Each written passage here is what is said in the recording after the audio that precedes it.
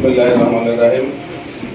আজকের শহীদ রাষ্ট্রপতি জিয়াউর রহমানের ৪২তম শাহাদাত বার্ষিকী উপলক্ষে আলোচনা সভার সম্মানিত সভাপতি, উপস্থিত বিএনপির নেতৃবৃন্দ এবং অঙ্গ সংগঠনের নেতৃবৃন্দ, শহীদ রাষ্ট্রপতি জিয়াউর রহমানের সম্পর্কে যদি আলোচনা করতে হয় তবে অনেক সময় লাগবে।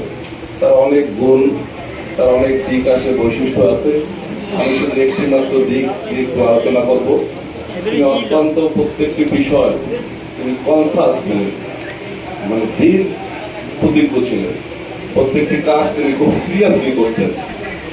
এই জন্য তিনি যখন এই কাশ্মীর যুদ্ধ হয়েছে সেখানে তিনি সাহসিকতার সাথে সে যুদ্ধ অংশগ্রহণ করেছেন, বীরত্ব পুরস্কার পেয়েছেন। পরবর্তীতে যখন বাংলাদেশের স্বাধীনতা যুদ্ধ হয়, যখন আওয়ামী লীগের নেতৃবৃন্দ বাংলাদেশে সে নেতৃত্ব দিতে পারছিল না, তখন শহীদ রাষ্ট্রপতি জিয়াউর রহমান রিভল্ট করেছেন এবং তিনি সেই স্বাধীনতা ঘোষণা দিয়েছেন, যুদ্ধ করেছেন।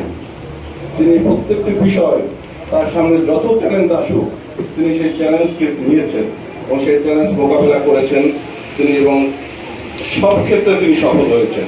৭৫-এর পর যখন এই দেশের প্রশাসনিক ব্যবস্থা ভেঙে গিয়েছিল এবং একটি দুর্ভিক্ষের মতো অবস্থা ছিল, সেখানে তিনি সেই প্রশাসনকে শৃঙ্খলায় আনা এবং পরবর্তীতে সেই দুর্ভিক্ষ থেকে বাংলাদেশকে একটি সমৃদ্ধ বাংলাদেশ দিকে নিয়ে যাওয়া। এবং তিনি মনে করেছেন যে তার যদি এই ভবিষ্যৎ বাংলাদেশ সমৃদ্ধ বাংলাদেশ করতে হয়, তার সাথে একটি রাজনৈতিক দল দরকার আছে, একটি সংগঠন দরকার আছে। তিনি সেই সংগঠনকেও কিন্তু তিনি প্রতিষ্ঠিত করেছেন। শুধু তিনি একটি জায়গায় হেরেছেন, সেটা হলো মৃত্যু। তাকে নির্মমভাবে হত্যা করা হয়েছে, কিন্তু সেই হত্যায় কিন্তু তিনি হারেন নাই। আপনারা জানেন এই যে চীনের মাও সেতুং একটি কথা বলেছেন যে কিছু মৃত্যু আছে পাখির পালকের মতো, আর কিছু মৃত্যু আছে পাহাড়ের মতো ভার। তো শহীদ রাষ্ট্রপতি জিয়াউর রহমানের মৃত্যু হলো, আমি মনে করি, পর্বতের মতো ভার। তার সেই শক্তি থেকে এখনো আমরা উজ্জীবিত।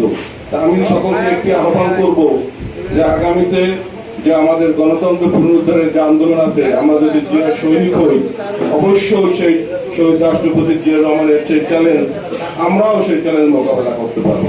সেই আহ্বান রেখে এবং এই গরমের মধ্যে সকলকে উপস্থিত হয়েছেন, এই জন্য ধন্যবাদ জানিয়ে জেলা যুব দলের পক্ষ থেকে আমি আমার সংক্ষিপ্ত আলোচনা শেষ করছি। আল্লাহ হাফেজ। বাংলাদেশ জিন্দাবাদ।